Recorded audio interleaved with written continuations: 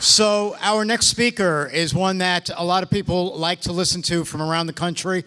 We've brought Jeff to many locations, and he'll speak with you about how to reduce pain in your body by using simple exercise and not have high blood pressure. Okay. By the way, I forgot to tell you all earlier because, I have something that some of you don't know. I told you all I would tell you who I am for those that don't know. And my name is Stuart Schlossman, president and founder of MS Views and News, an organization that first came about we did our first program in February of 2010, and here we are just 6 years and change later. We've held over 202 educational programs in 13 states. I too have multiple sclerosis. For those that don't know, I too have multiple sclerosis. You see me running around the room? I don't remember I have MS half the time. Out of sight, out of mind, you'll feel better. Try it. That's all I can say. Get yourselves busy doing things, exercising, participating with family and friends. Just do. Get out of the lifestyle of MS and get into other things, and just that alone might help you to feel better. Yes, I use medications also, but I like to just do and keep busy all the time. And when keeping busy all the time, I'm doing for everybody else with MS, and I don't remember that I have MS, except when I run across the room and then I feel it in my leg. All right. Next up, we have Jeff Segal. And Jeff is going to get you out of your seats, hopefully. Right, Jeff? Great. Okay, so let's get started with Jeff, because he's going to do this with you for approximately 35 or 40 minutes, and I hope that you all feel better afterwards. Then we'll be back to do the raffle. Thank you. Thank you guys for coming out. I think everybody in this room's got something in common, right? Pretty much. We got carrots. Everybody got carrots with dinner? I didn't, but I took them off the plate next to mine. Well, I'm going to talk about, yes, doing some stuff for spasticity, but I'm going to really talk about the things that you think you can't do that you really can, and try to prove that you can if you're willing. And that's what it's all about. If you're willing to do something, it's much easier, and you got a much better chance of succeeding. If you're not willing to do it, then it's just something that you should do that you're not doing.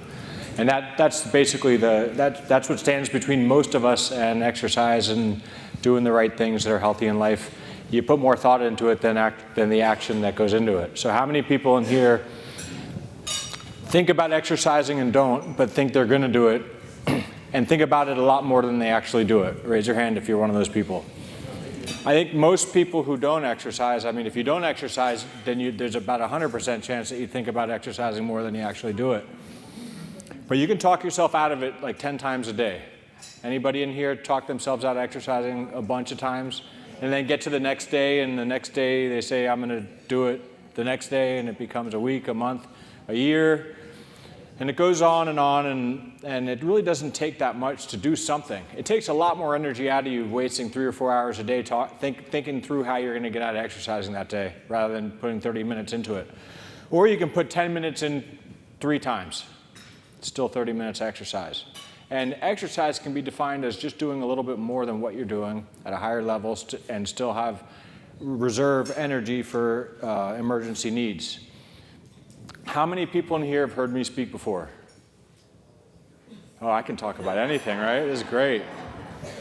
So there's a lot of stuff that you can do, like I was saying, that you just don't see because it's not right in front of you. So you don't go that way, and you miss out on it. So I want to try something first. I want you guys to participate only if you want to, but if you do participate, the only rule you have is you got to give 100%. You guys in? Okay. So it's simple. If you're able to raise your hand as high as you can possibly raise it. Now, raise it up about this much higher. You guys see everyone raising it up that much higher? Put your arms down. You guys all failed. Failures. It's okay to fail, though, because if you fail and you learn from it, then you become successful. Now, what happened just now was I said to give 100%, and then I asked you to raise it this much higher, and you didn't. And you did. You were able to, right? So is that more than 100%? So what would get you to do a little bit more than that? Think about it. really, what would make you do if I were to offer you money? What if I had a $10,000 check in my pocket and said, first person to get their hand 2 feet higher than that, what would you do? Okay, well, why didn't you do that the first time? Because I didn't offer you money. Well, I don't have a $10,000 check in my pocket. And if I had $1 million check in my pocket, it'd be probably, for getting higher than that, there'd be people hanging from the chandeliers. So who says money doesn't buy happiness? I don't know, it does. I'm not a millionaire, but I can probably give you a million reasons why I'm happy. And one of them is that I'm gonna be a millionaire one day. Maybe, maybe not, who knows? Depends if my numbers come up. But it's really important to know that there's more that you can do than when you're just asked, like I just demonstrated, by raising your hand a little bit higher. It doesn't mean that, and I could say that to people with MS, I could say it to people in a company, to executives, to whoever it is. You know, to get more out of somebody, sometimes you have to offer money. Maybe it's health. If you knew that you were going to get in a car accident in 3 months, and you also knew that you probably wouldn't make it out of the car accident if you didn't get yourself fit and keep yourself healthy, how many of you then would exercise? Okay?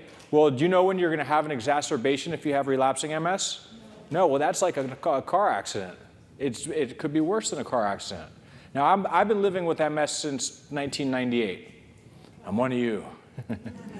And I've had my exacerbations, and I have had times that I couldn't stand, talk, or speak. Those were really boring times, you know? And all I could think about during those times, constantly, every second that I was awake, all I could think about is, who's calling me? Tell them I'm speaking and I'll call them back. All I could think about when I couldn't walk and I couldn't function properly was all the things that I would love to do right now. Non-stop, that's all I could think about. Eventually, I was able to get the phone. Eventually, when I was able to walk and do stuff, I lived that life.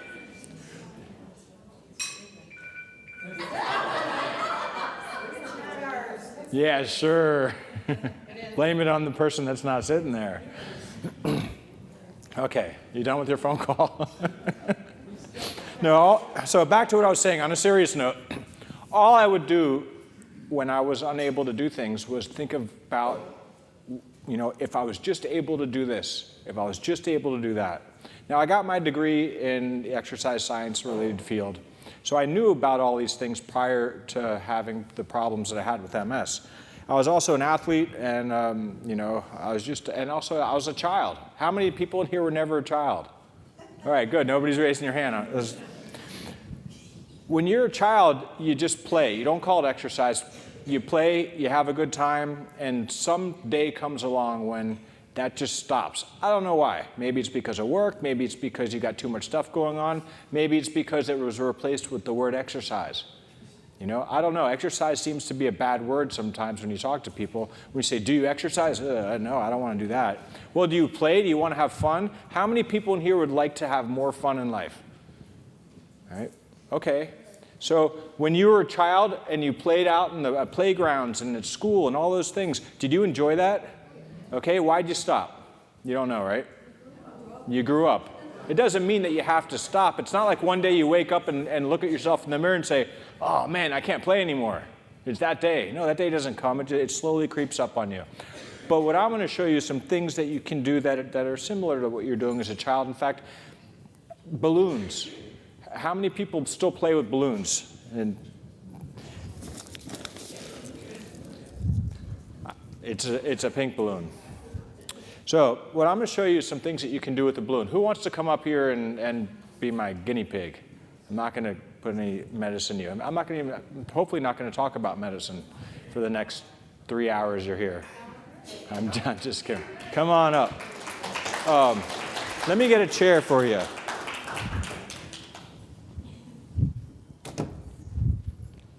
Are you a patient? Or are you just patient? Okay. And your name is? Mike. Mike. Do you give consent to be on video? I do. Can you tell that? I do. Okay. Have a seat. Do you exercise? I do every day. Every day. What kind of exercise do you do? I do 5K usually during my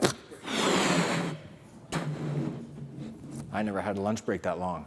No, I'm just kidding. I That's get good. out for work and we do 3.2 miles. So that in itself works your core. So he has a strong core. Would you agree? You think you have a strong core? If you're doing that, you're not falling over because you can't maintain your posture. I used to do this much faster. Okay, now let's assume that you're not in like tip-top shape, all right?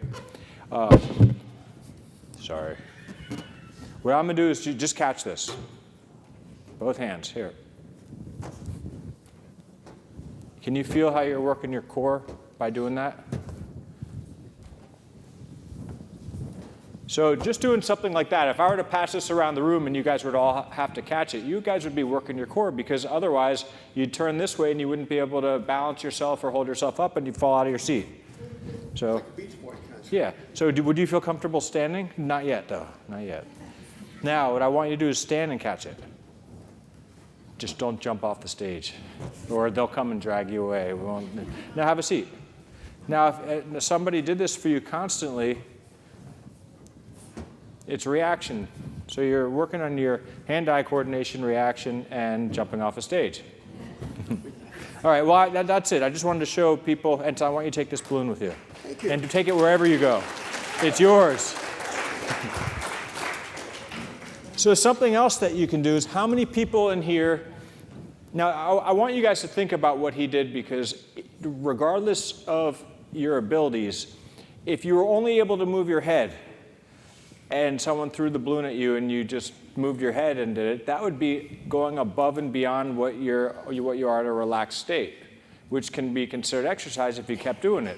Or if you could only move one hand and not the other, then you could be doing it with that. Or you can use the hand that you can't move. You can use the hand that you can move to move the other hand. That's exercise as well.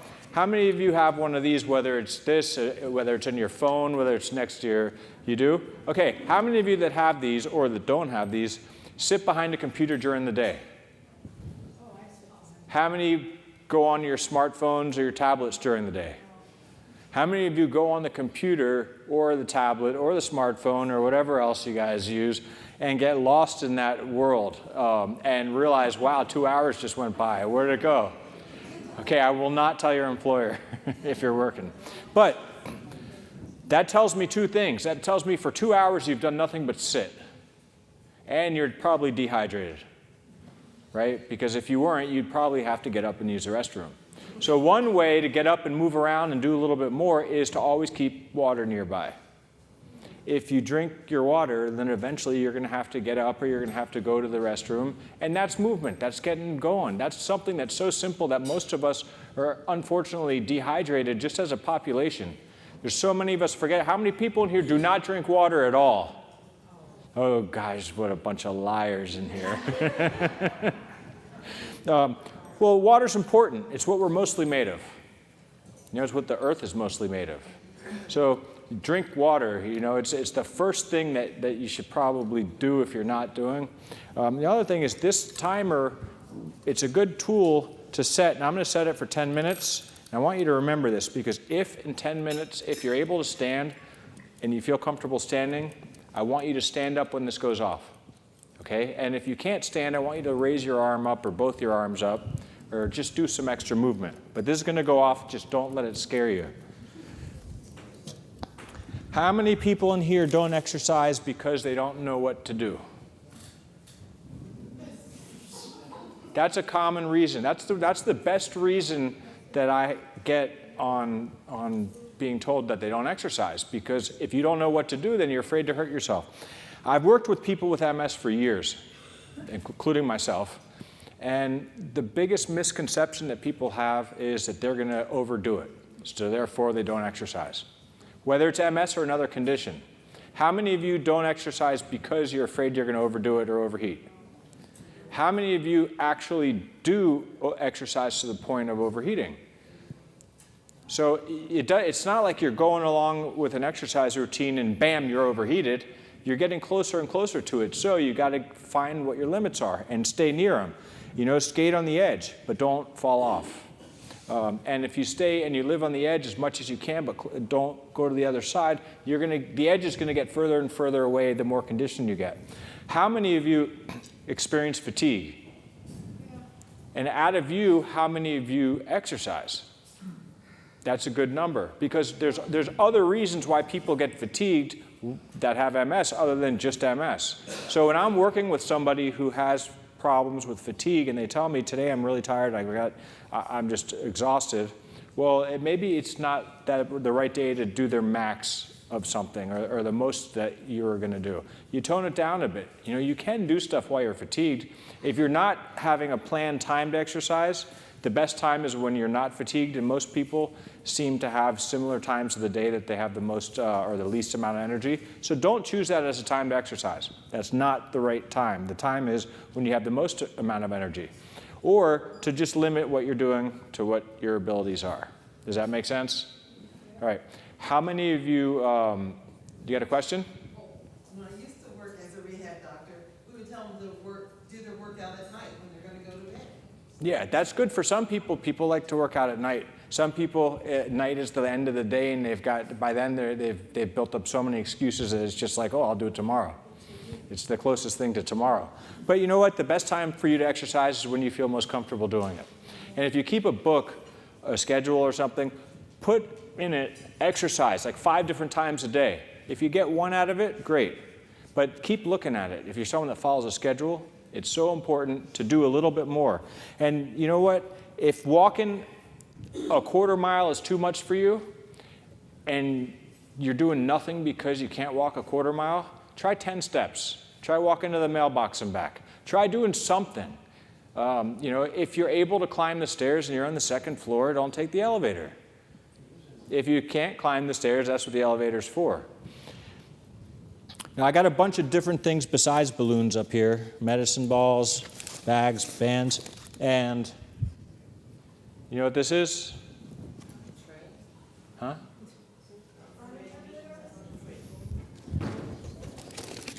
If you can't hear me in the back, don't raise your hand because I'm nearsighted. So tell someone else. Can you hear me in the back? Okay, I can hear you. These are paddles, you know, like, shh. No, these are furniture movers. You ever seen these furniture movers? Put them under furniture, they slide. Well, they're great for exercise as well. Now, some people have problem with hip flexors, lifting their knee up. Anybody in here have problem with their hip flexors? All right, so this is the right room. Okay. What I like to do with this is if someone's in a seated position and they can't do this, therefore, they're not going to be able to do this, right? But if you have something like this, it slides. And I like to people to loosen up by doing something as simple as this. Can you guys see it in the back? Yes. I do circles this way, circles that way. You can even do drills where you pass it from one leg to the other. But it's a lot easier to do than sliding your leg forward without a glide. It's like you're on skates. Other things that you can do with this is practice balance. If you can, you know, before you get to balance exercises, you have to know the difference between balance and stability. What's more important? To me, it's stability. If you can't stand like this, I would never ask you to stand like this. Because standing like this is the difference between a triangle this way and a triangle this way. You know, there's a wider base of support. How many people in here are sports fans? Sort of. Do you know any sport that doesn't have the ready position? This is the ready position. Who said what? Baseball ready. Baseball? What does a shortstop do when he's waiting? Right here, right? That's what we teach. Oh, baseball ready. I thought you were saying baseball doesn't. No, can you think of any sport that doesn't have that position? What? Golf? Come on. Come on. Swimming? When you're ready to jump in, where do you start? Okay. You can go further down. Figure skating? Well, is it you're not competing against somebody else. You're competing against yourself. But yeah, figure skating, you do have to start out on 2 legs, right? Anything. What? Boating? Bowling, come on. Isn't this how you start? The point is, this is having a wide base of support. The center of gravity is right through your body, and you're able to change direction easy. You're able to move easy. It's not as difficult as if you're on locked legs. If you stand with your legs locked, you can't react well. You lose balance easy. You get bad knees. You end up being told later in life that you've got bone on bone. You don't want that. Try to keep your knees a little bit soft. So there's all, like right now, I'm not locking my legs. I'm standing here with my legs slightly bent. This would be locking them, putting them back like that. Back to these furniture movers. I could use some help moving furniture, that's why I brought them. No, what you can do is you can practice going onto a single-legged balance by doing something like this, or a single-legged squat. You see that? Once you're able to stand with a stable stance, then do something like that. Now, it seems easy. I practice this every day, and I have to demonstrate it every day, so I have to be able to do it at least once where it looks perfect to show somebody else, and then let them do it and think that I'm just the best at it, and I don't usually do it 10 times for them. But there's so many other things you can do with this. You can put this on a wall and go in circles. How many people in here how many people in here have not seen The Karate Kid? Come on, raise your hand. You haven't seen it? Oh, come on. Someone invite her over to see The Karate Kid. Yeah, wax on, wax off. You know, what it's really doing is you're using your rotator cuff muscles. And you're strengthening and stretching your rotator cuff muscles. Wax off, wax on. Internal rotation, external rotation. You can do it with this much easier with a glide. You can do this if you're on the ground. You can do it on your bed. Starting to feel like Dr. Seuss. But there's a lot of different things you can do with this. Also, there's other progressions of different exercises, like a push-up. If you can do a push-up, you can do it sideways a little bit, or a plank. Anybody knows what a plank is? This is a good, if you guys can see me, how many people could just hold the plank position forever, it seems, and it's not doing anything for you? You feel like you could just keep going, right? A plank is that when you get into this position here. Okay. Well, is there anybody in here that does that it just seems like then you can add something to it like this.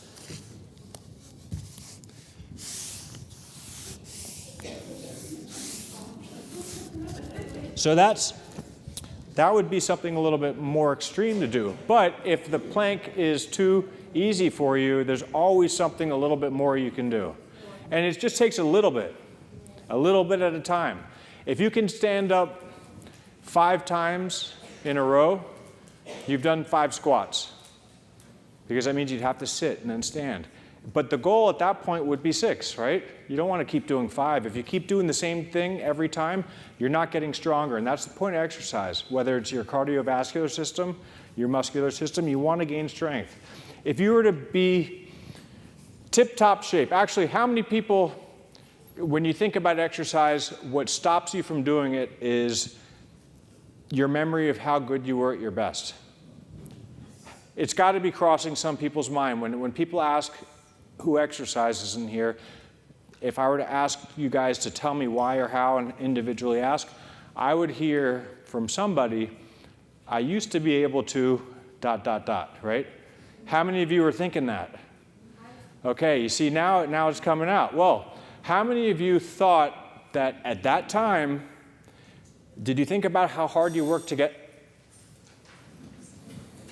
Look at that. Come on, you guys. There we go. Look at this. They're still going. Come on. I see one person that can stand sitting still. Okay.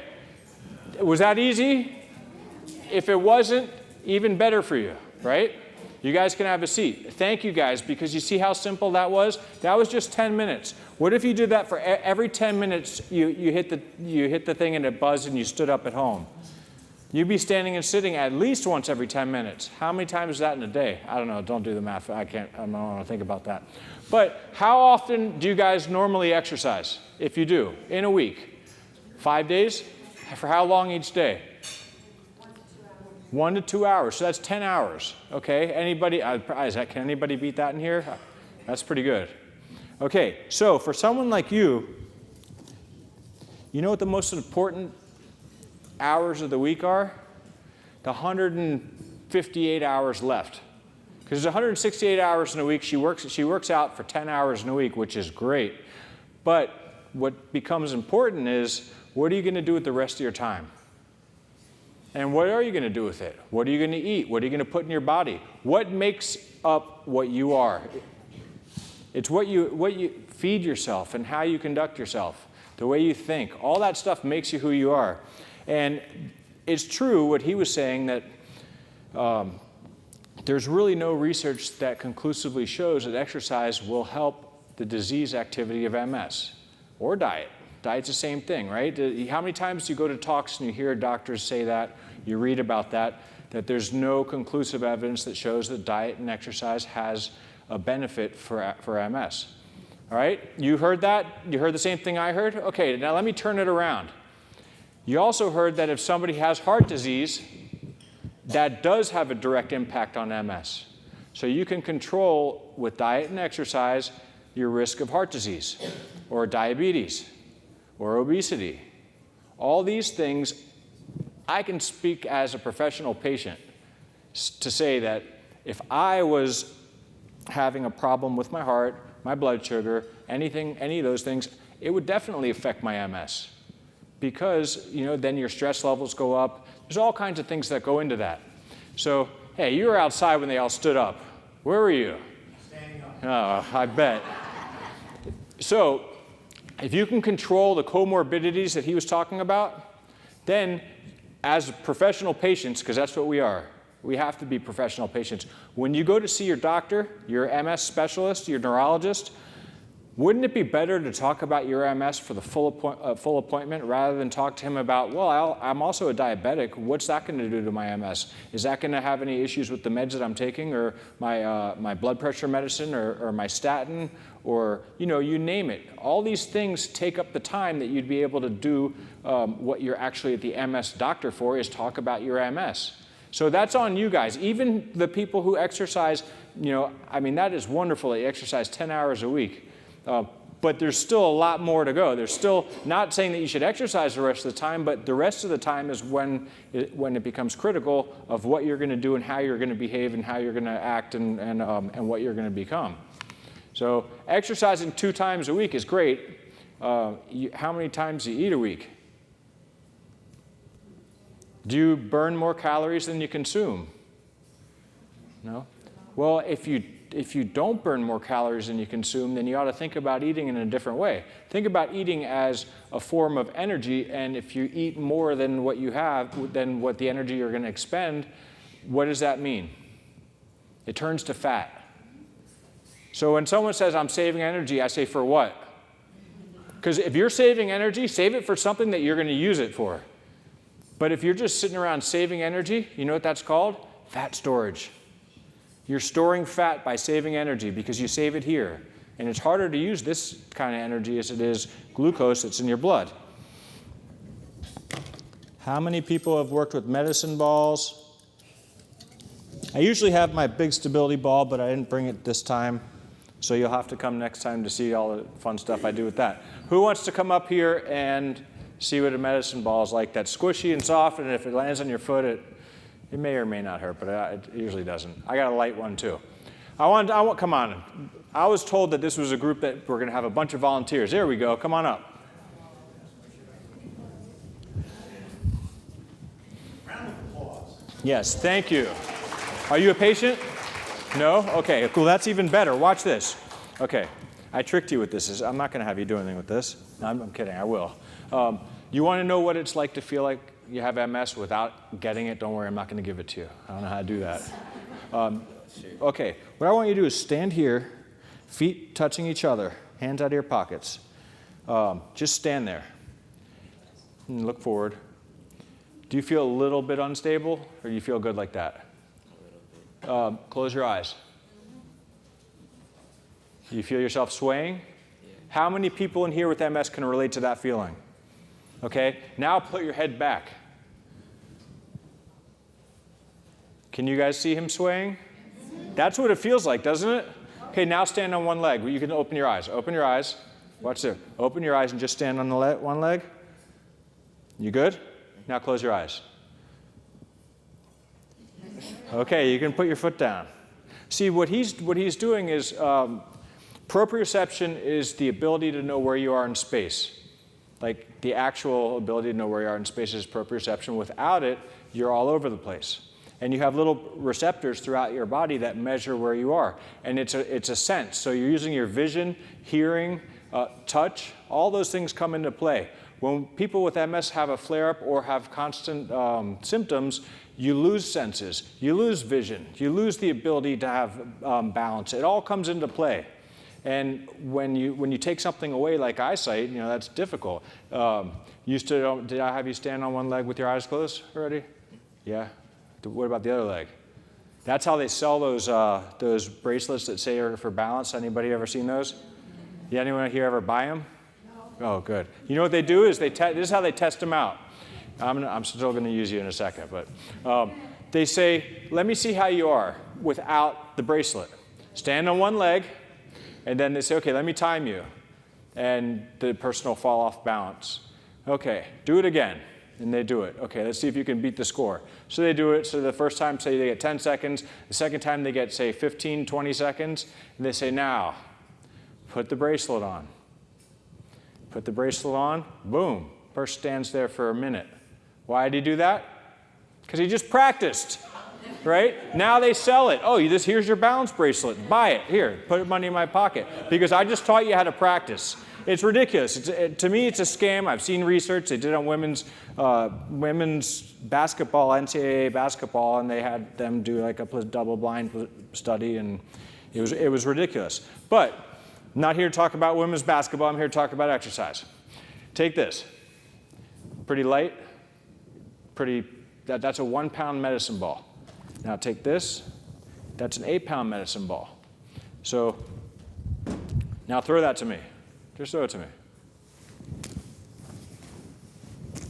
Don't lock your legs. Because if you lock your legs and I throw it too hard, then you're going to fall over or something. So he's working his core right now. You see why? Because he's rotating. So is that fun? Now, if you're really mad, come over here. Are you mad? Come on, are you mad? No, I'm just kidding. Here, take this. Slam it down there as hard as you can. Throw it just really hard. How'd that feel? It felt pretty good, didn't it? Just don't tell me who you were thinking of down here. And if it was me, really don't tell you. Don't tell me. All right, but that's fun. So someone who has MS, if they can't stand it, but they can still do something like that by slamming it on the ground. And it's working their whole core. I'm not going to if I drop this, I don't want to make too much sound up on the stage, so I do it over here. But this is fun, and that's what it's all about. If you can make exercise fun and it makes you want to do it a little bit more, how many of you think you would exercise more than you do right now? What if you had a partner? Anybody in here? You can go back. And I want a round of applause for him. Thank you, guys. Thank you very much. It's a lot more difficult to decide to exercise and just go do it by yourself. But if two people are having the same struggles in starting a program and they make plans to meet, there's a much better chance that they'll meet than let the other person down or work it out to find a good time to exercise. So if you know somebody else in here or you want to know somebody else in here, talk to somebody about it and make some plans to do it. Because if you plan it, you do it, you don't want to let somebody else down. And most importantly, you don't want to let yourself down. That's something that having a debilitating disease that is, it's a lifetime disease, lifelong disease, it's not the most fun news to get.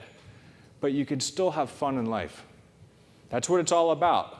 If you don't want to have fun in life, then you need to talk to somebody about it.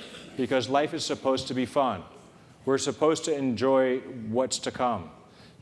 At your best, took a lot of hard work. Remember we were just talking about that? No one thinks about that. You don't think how hard you work to be at your best. You just remember, oh, I'm able to do it. And then if you go to the gym thinking about where you were at your best, you fail by trying to do what you did the last time you were at the gym and never step back into the gym. Does that ever happen to anybody here? MS didn't do it to us. Time. Do you know that humans are, if not the only species of animal that has a better chance of increasing weight through their lifespan? Do you know of any other animals that get heavier that aren't pets, that aren't made heavier by humans? Over the span of their life, they eat less, they have muscle atrophy, they're not as Stuart! You try. I just wanted to make sure you were standing too. Huh? You want to? Okay, you guys can sit back down. But that thing is great, isn't it? It's like Pavlov's dog. You know, that thing goes off and everyone stands up. What, did someone not hear it? I'll do it again. Okay, just nudge him. So, stretching. I'm going to tell you a little bit about stretching after I asked a similar question that the doctor had asked. I don't remember what he asked it, in what form he asked it, but, what's the best diet for MS, or what's the best, did he ask that? He said that people always want to know what's the best medicine for MS, and it's the same thing goes for exercise. What's the best exercise for MS? Exactly. Whatever you're willing to do. And then we can talk. Then I can give you some wild and crazy things to do. But if you've got the willpower to exercise, that's the most important thing. Whatever the first exercise you do is the most important one, because it's starting an exercise program. How many people here have treadmills?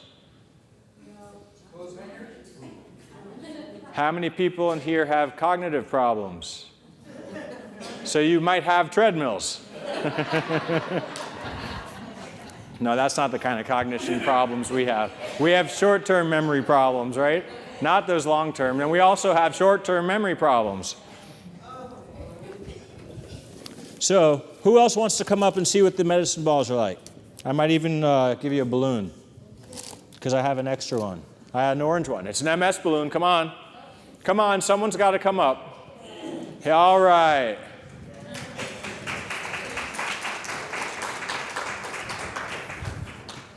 Here, I told you I'd give you money to come up. I'm just kidding. Yeah, here, take this. Yeah, take that. Have a seat. Don't drop the ball. I knew she'd drop the ball. Have a seat. Okay, first, no crossing your legs. I'm going to have her show you guys how easy this was.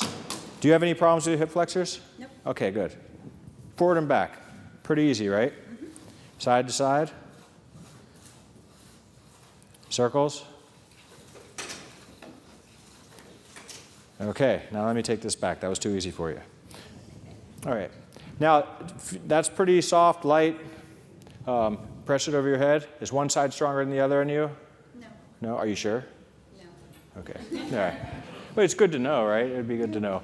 That's something else that I do with people when I train them who have MS, is I'll give them a lightweight. This is only 3 pounds, so it's pretty light. So let's say I give them 5 pounds, and I say, okay, do alternating presses after they're warmed up. And if they do that, eventually one side might do, and then this side's either getting like that, losing coordination. Then I know they have a stronger side that might, or probably is the other side affected by MS. But with this, here's a core exercise that you can do with this. Press it with one hand. Okay, you know you're working your core because by pressing it up with this hand, you've got to use these muscles here to prevent you from doing this. Now put it out to the side. Can you feel the muscles on that side of your body? Mm-hmm. So that's, now here. Now throw it. Pretty easy, right? That you didn't hurt your shoulder. Okay, now watch this. Here's the fun part. Stand up.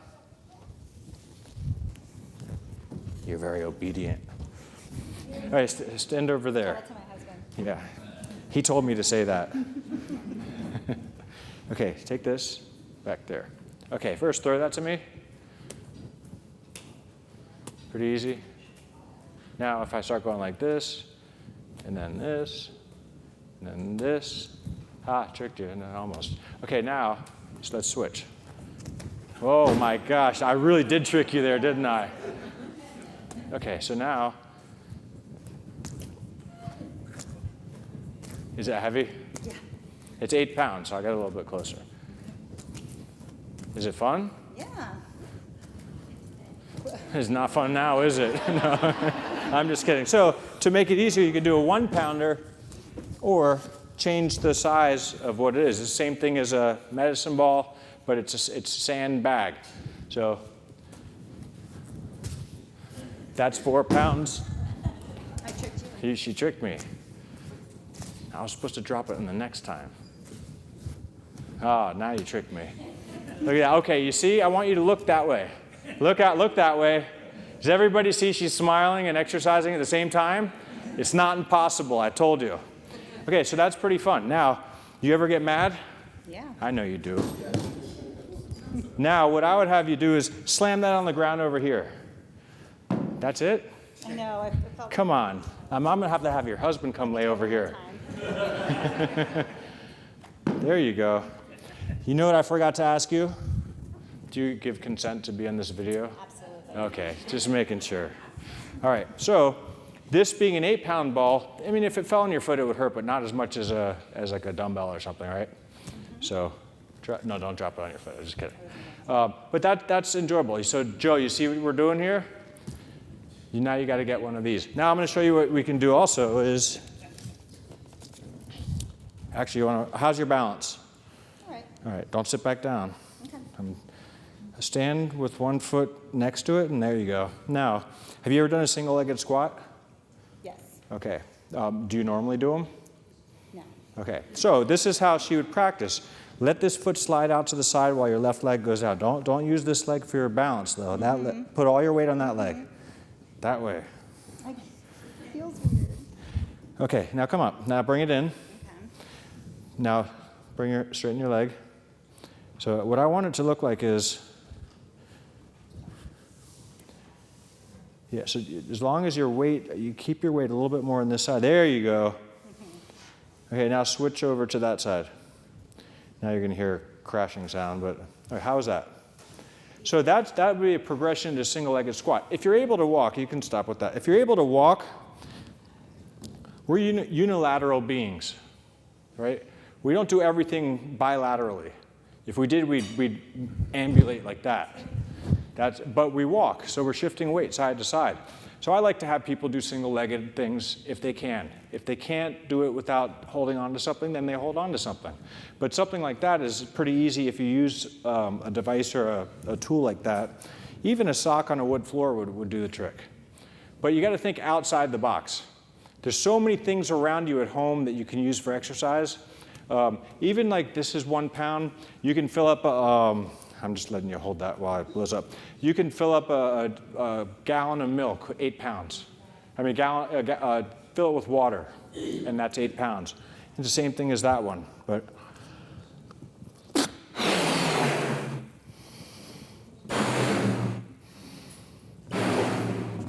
How many people are able to get off the ground if they were to go on the ground? I'm not going to ask anybody to get out on the ground if you can, or in fact, anyone unless you're on the stage. But you can get up off the ground, right, if you're on the ground. So that's something that's really important to practice, because when you can't go back and practice it. So, do you get what I'm saying? If you practice it while you can, then if something ever happens to where you can't, you're at least a little bit ahead of the game. But I like doing that with a balloon, have someone lay on the ground, hit the balloon, they jump up. I'm not going to have you do that right now. I can see the look. Please, not me. My husband maybe, but not me, right? No, I'm not going to get you. Don't worry. But here, catch that and throw that. Throw it. Isn't that weird? Yeah. But look, she's smiling. That's the most important thing that I get out of doing stuff with the balloon is everyone always, the smile comes on. It's not your birthday. Okay, here you go. You can go back down. Thank you so much, though. We practiced for so long for that. Anybody have any questions about exercise in general? I'm still going to get to a little bit about stretching, but there, I got it. My wife has trouble bending her legs. She can't hardly get out of bed. And I've got to come over there and actually push her legs down to get her to the floor. What kind of exercises can she do to limber up those legs? Well, there's the thing about, is it mostly in the morning or is it always? Oh, it's all the time. You can stretch, but stretching is like I didn't pay him to say that, but I was just going to get into stretching. Stretching helps with tightness. But the best way to stretch is the way you move, or to do an active stretch. But if you can't, someone else can do it. But the important thing about it is to stretch your muscles while they're warm. Because if you stretch a cold muscle, it's like stretching a cold rubber band. You don't have to go in a hot tub to warm up or do a passive warm up. You can put something warm on that particular leg, and it's not going to affect you in your central system. It's not going to affect you anything but peripherally. So you can still warm someone up with like a heating pad or a warm cloth, put it in a bag, those types of things. And then you can stretch them and then see how it goes. But first, the most important thing is to talk to her doctor or physical therapist about what's best for her, because I can't say, it's like there's not one exercise or one thing that's the best, and she's an individual and we're all a little bit different. But stretching is very important, and it is very important not to do it when you're cold. So if there's anything that you're going to take home from this is, don't sit in a hot tub. We know we have MS already. And if you do stretch while you're warmed up. That's why you see the sports teams, or when you were in, some of you, when you were in school, they'd have you do like the calisthenics, jumping jacks, or run a little bit before you stretch. That's because you need to have warm muscles so you don't, or what happens is you can tear a muscle or they can get longer than they're supposed to be, like a rubber band, you know, it's the same thing. So that's my stretching bit. And it's great for, it's great to help with spasticity, because if you're more flexible and work on that, yoga, just some people I work with, I stretch for an hour, 1 hour of stretching, you know, maybe 15 minutes of warming up, 45 minutes of stretching, and then what I do with the rest of the hour? Just want to make sure you guys are listening. That was an hour. But stretching is important, and it does help with spasticity. It may not fix your spasticity, but it may help it. Any other questions about that or anything? Come on, you guys are looking at me like you know everything now. I'm only getting started here. All right, well, if there's no questions, then I guess I'm done. So bye. No, I'm just kidding. Thank you guys so much. Thank you to Stuart for having this great program. These programs, speaking from someone who does a lot of them, do not work without you guys attending. So you guys are a great crowd, and I appreciate your attention.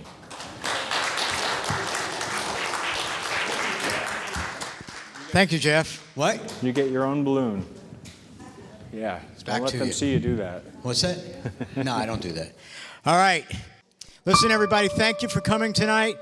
We thank you again and hope to see you the next time.